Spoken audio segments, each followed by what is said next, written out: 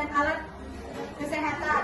Pada presentasi ini, kami akan membahas pengertian, sifat, bayangan, cara kerja, serta contoh penerapan lensa cembung dan cermin cembung dalam kehidupan sehari-hari. Semoga presentasi kami dapat menambah pemahaman teman-teman semua. Selamat menyimak materi yang akan disampaikan oleh Winda. Baik, lensa cembung dan cermin cekung. Yang pertama itu yaitu tujuan percobaan. Setelah melakukan kegiatan dalam percobaan ini, diharapkan Anda dapat yang pertama menentukan jarak titik api atau F lensa cembung, dua menentukan kekuatan lensa cembung P, menentukan jarak titik api E cermin cekung.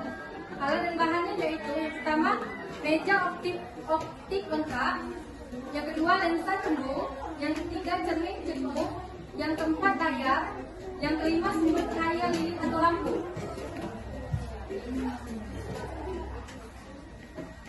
Baik, langsung saja ke prosedur percobaan lensa cembung dan cermin cembung.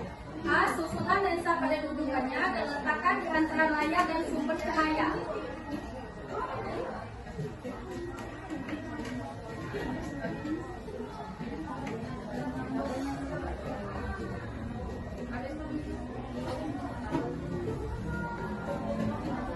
Kedua, nyalakanlah sumber cahaya, kemudian aturlah posisi benda dan lensa agar pada layar terbentuk bayangan yang paling tajam. Lensa ini, lampu ini kami menggunakan lampu seker tadi karena lilin di ini susah ditemukan bayangan. Yang ketiga, ukurlah jarak bentuk S dan jarak bayangan S kuadrat. Baiklah teman-teman, di sini kita sama-sama perhatikan dulu. Di sini kita di dalam praktek hukum ini tujuan kita itu mencari titik fokus ataupun bayangan yang paling tajam. Oke, di sini sekarang kita mulai mengatur benda, dan untuk benda yang disebut dengan benda itu lensa, yang disebut untuk menentukan titik bayangan itu layar. Nah, untuk benda kita mulai dari kita letakkan di lensa cembung ini, kita mulai dari 30.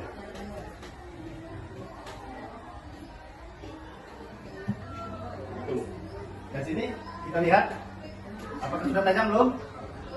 Yang dimaksud dengan tajam itu berbentuk bulat sempurna. Nah, apakah belum? Maka kita sekarang kita geser untuk mencari bayangan yang pas. Kita geser.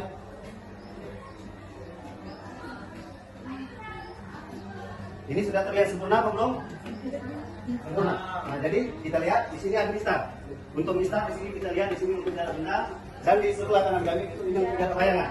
Dan sekarang kita lihat karena di mistar untuk titik benda tadi kita lihat itu di angka 30, dan untuk bayangan kita sama-sama setelah kita geser kita lihat di angka berapa kan mendapat bayangan yang sempurna.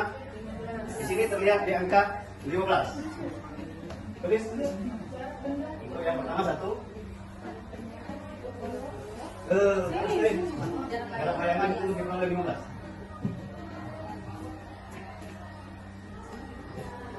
Dan di sini untuk percobaan ini disuruh melakukan berulang-ulang kali. Di sini kita lakukan sampai 5 kali. Ini jarak benda itu dimulai dari 30, sekarang kita mulai dari 25. Jarak benda kita geser ke 25. 5. Dan di sini kita lihat apakah sempurna bentuk bayangan? Belum. Kita geser layar sampai dia membentuk bayangan yang sempurna ataupun paling tajam. Kita geser, kita lihat ya sama-sama.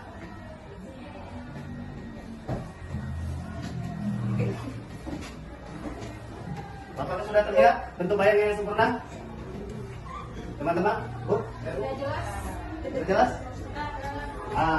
Karena titik benda kita letakkan di pada ukuran 25, dan sekarang setelah kita geser untuk layar untuk mendapatkan bayangan yang sempurna ataupun nyata itu berada di titik 16,7.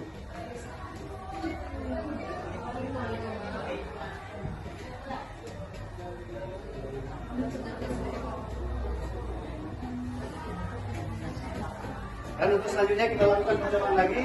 Kita Jarak benda ini kita atur di angka 20. Dan kita lihat apakah masih sama di 16,7 tadi. Dia masih sempurna atau belum untuk bayangan? Belum. Baik, kita geser sekarang.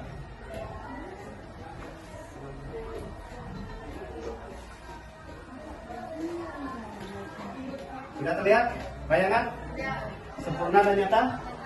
Nah, sekarang kita lihat di angka berapakah bayangan untuk di ukuran titik benda 20. Sama 20. Nah, untuk bayangan itu ada di angka 20. Berarti sama ya. Untuk mendapatkan bayangan yang nyata, untuk jarak benda 20 dia tetap di 20. Oke, untuk selanjutnya ini. Oke, terakhir.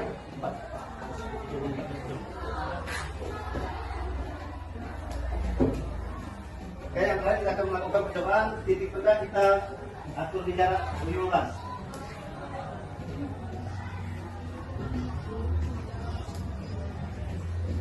Apakah terlihat untuk bayangan di atas di angka 20?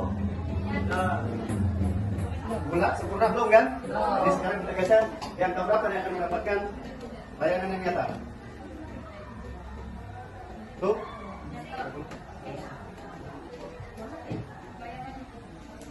Kalau perhatikan apakah terlihat jelas sempurna untuk bayangan? Berarti kita lihat di angka berapa untuk bayangan? Untuk bayangan itu di angka 30. Baiklah, itu untuk ke lensa cukup. Sekarang kita ganti untuk benda yaitu lensa cukup, cermin cukup.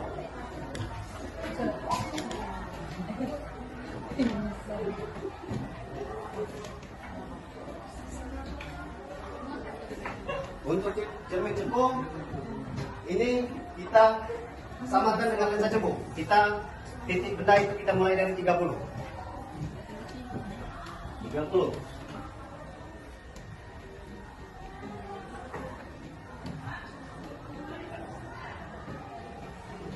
Di sini lensa cepu dan lensa cepu karena bersifat sama-sama mengumpulkan cahaya.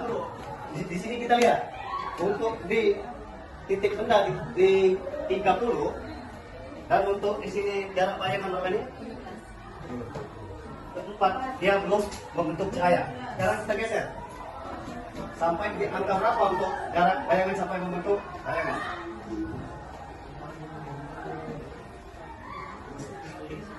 Nah, sampai di titik 15. Nah, sekarang kita lihat dari titik 1 dia belum membentuk bayangan atau bisa cukup. Setelah digeser sampai ke titik 15 dia baru membentukkan cahaya ataupun bayangan. Nah, itu untuk bisa cukup 15. Sekarang kita lakukan ke cermin. Apa 22. Selanjutnya 25.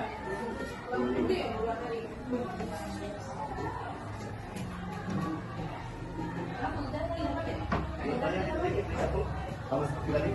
Nah, titik benda kita taruhkan di angka titik 25 dan untuk ini layar itu 1. Apakah terbentuk bayangan atau belum? Belum. Sekarang kita geser layar sampai ke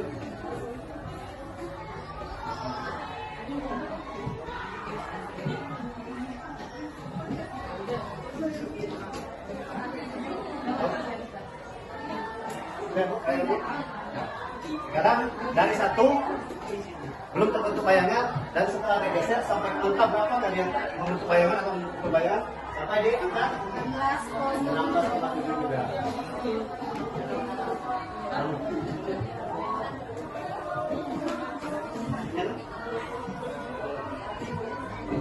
Kita buka ke 20. Untuk layar tadi di sekarang belum terlihat bayangan. Sekarang kita geser layar sampai di angka berapa dia membentuk bayangan.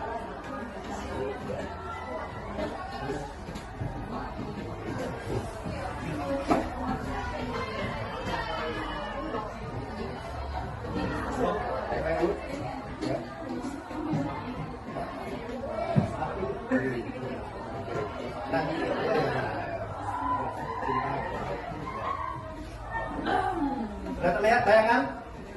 Sudah terkumpul kan? Nah, Jadi untuk di jarak benda 20 untuk sermin cekung, dan untuk jarak bayangan dia di 20. Selanjutnya kita coba lagi ke 15. Jarak benda kita lihat di titik, dikasih di jarak benda 15. Dan ini layar kita, ini kita lihat belum ada bentuk bayangan. Sekarang kita geser lagi layar. Sampai jam berapa gak ada bentuk bayangan.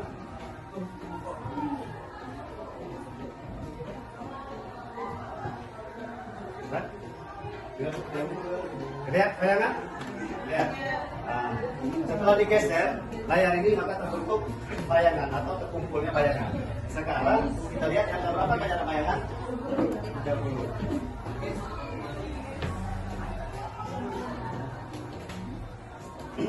Baiklah, kesimpulannya, kenapa hasil ini sama antara lensa cekung dan cermin cekung? Karena sifat cermin cekung dan lensa cekung ini tujuannya itu sama-sama mengumpulkan cahaya yang nyata. Baik, nah sekarang kita hitung, kita pakai rumus optik. Dirumuskan.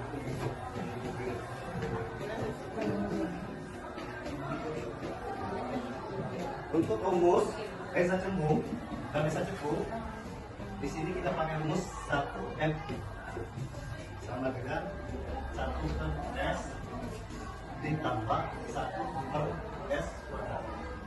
Nah sekarang di situ pertanyaan menentukan titik fokus kan? F itu berarti titik fokus. Sekarang itu kita mencari titik fokus.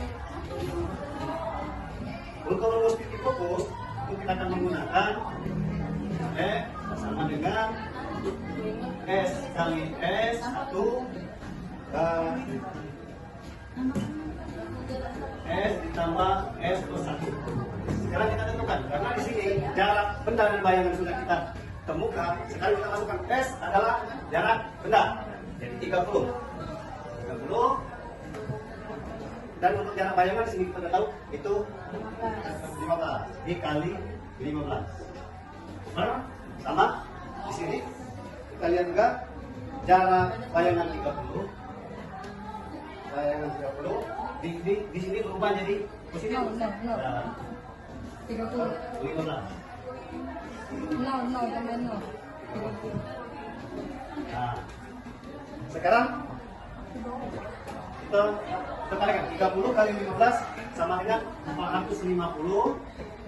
Lagi 30 tambah 15 sama dengan 40.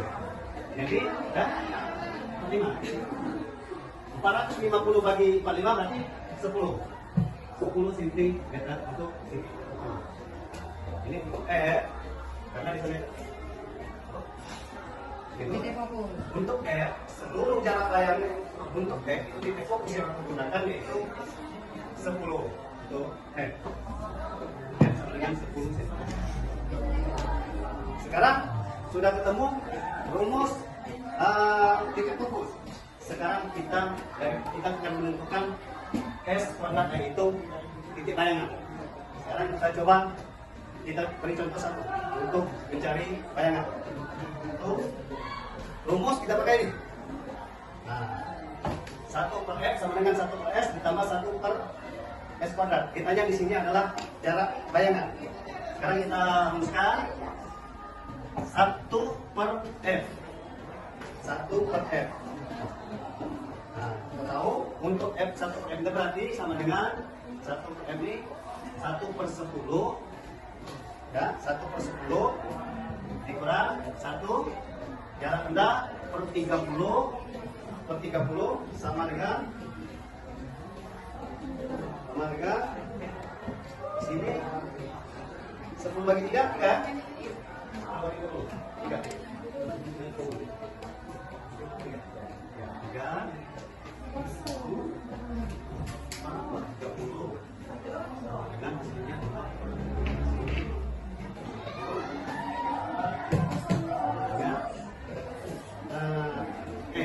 bayangan sama dengan 30 dibagi 2 maka tentunya 15. Dan begitu pun untuk yang selanjutnya. Ada yang mau ditanyakan?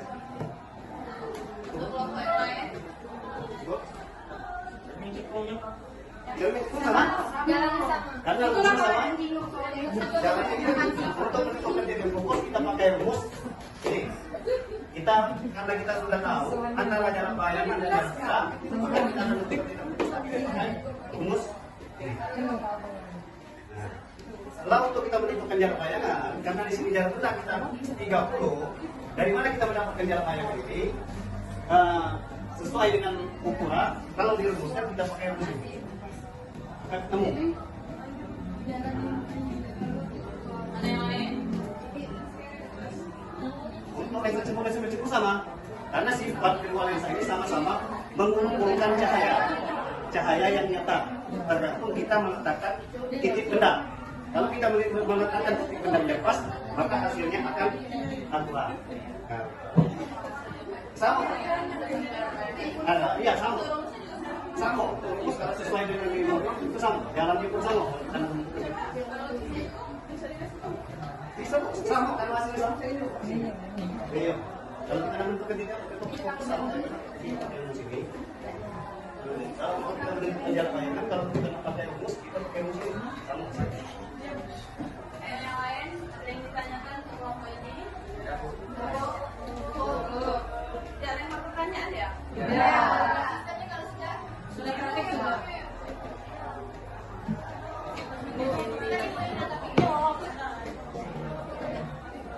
Jadi kesimpulannya yaitu lensa cembung dapat mengumpulkan cahaya dan menghasilkan bayangan yang berbeda tergantung letak benda, sedangkan cermin cekung mengantarkan cahaya ke satu titik fokus dan banyak dimanfaatkan dalam berbagai alat optik.